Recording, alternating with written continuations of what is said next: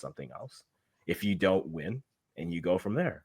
So I think give the kids the opportunity to kind of look at. I do mention kids. It is something I've been thinking about talking about. While all this is happening, the U20s happened, right? They don't make it to, they don't qualify for the World Cup for them, unfortunately. But they had an interesting tournament where I think if you look at both U20s, I said this with AC earlier.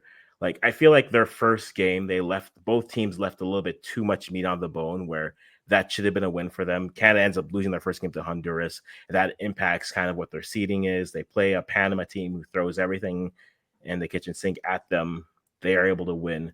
But when you look at the U20s, and this is almost a conversation that's about the U20s, but also about players you're looking forward to see maybe get a shout at this national team, whether that's a Gold Cup, whether that's friendly windows.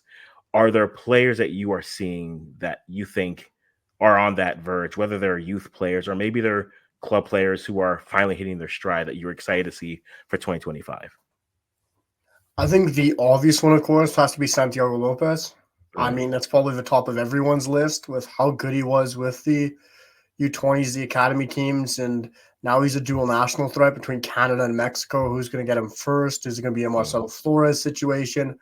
But I think he's kind of shown already he wants to represent Canada, Santiago Lopez. He's just what he did with that U20 side, how good he was, the level he was playing at, how far he carried them basically on his own, basically, how many goals he scored, his contributions to the team.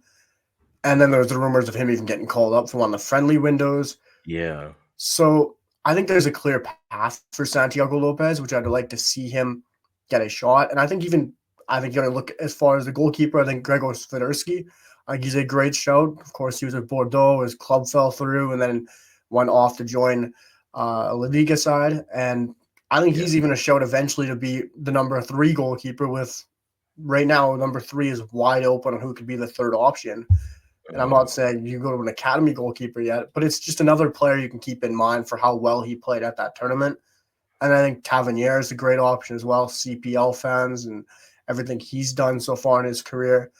That U20 side might have been one of the more exciting U20 side I've seen recently with just quality in it that you can see that has the clear pathway to maybe have a chance under Jesse Marsh, especially with the way Marsh is looking at the youth, the way he's looking at the CPL, especially how he gave Kawasi Poko the option.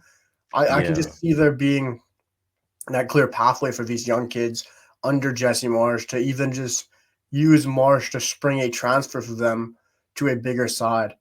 So I think it's a lot of excitement around that setup and around the academy players because there's so much to look forward to finally. As long as there's a consistency with the coaching and they can yeah, finally play a certain style. I don't know if they want to do what certain clubs in Europe do or national teams do, where they have Jesse Marsh who plays a certain system and then he has connection with the coach who is at the U20 level and they play the same type of system.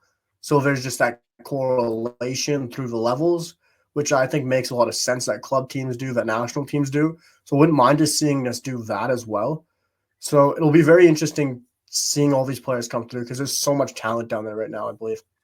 no, there is. Like you mentioned Kwesi Poku, you mentioned players like that.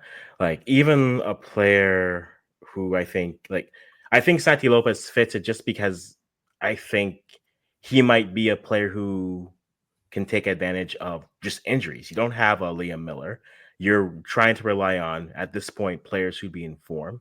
Maybe he does sneak into it because he starts to get minutes going into the year and you get him onto a side like that. I think that you have players, like you said, their pathways are a little bit more presented for them in terms of where they are. Even like you look at a player, like young players, like I think if Tavio Ciccarelli can have a good start to a good training camp, looking at that, even look at the CPL players who are going to be playing in CONCACAF championships, right? Players who are at Forge. Does a Kadeem Kane get more play? Like we were excited for even a player like Kevon Tavernier, right? He's a bit fallen off the he's fallen off our radar. I'm not going to say the path. The path suggests something else, but no, he's Yeah. fallen off our radar.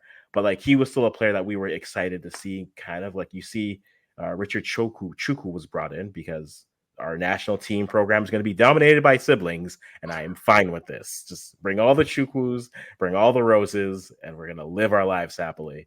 But you see that, and then even like Gmo from York United, 16-year-old, great breakout year.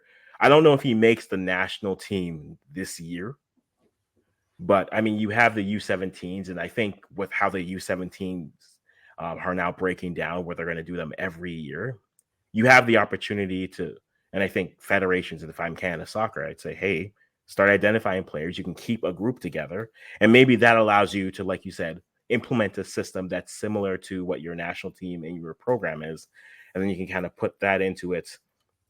And so as they're developing now, if they need to bring him in, you have a player who understands what his responsibilities are. If he steps in as the second duo in that 4-2-2-2, right? Or if he's the striker duo, what you expect of him, right? And I think that would do wonders for them. But yeah, like you said, the U20s are very intriguing and very exciting. Even players that you've mentioned before, right? The Jaden Nelsons of the world that we aren't forgetting, but we're saying when they start to develop, we're going to look at them. The Promise Davids, who it feels like we're all shouting for them, and he'll get his opportunity. I'm not necessarily worried about him. Even a player like a Theo Corbianu, who he got minutes there, even a player who's now emerging again, a Justin Smith, who I can say I've been on the Justin Smith train for a long time. Even when he fell off a favor with fans, I was still there. I drove that bus, and he's getting minutes. I don't think he's ready yet, but hey, the man's getting minutes in the league. Good for him. Like, there's options out there, and I think you are looking at a program right now where everyone is fighting. The carrot that you have dangled in front of their team is you want to be one of these 23/26 in 26.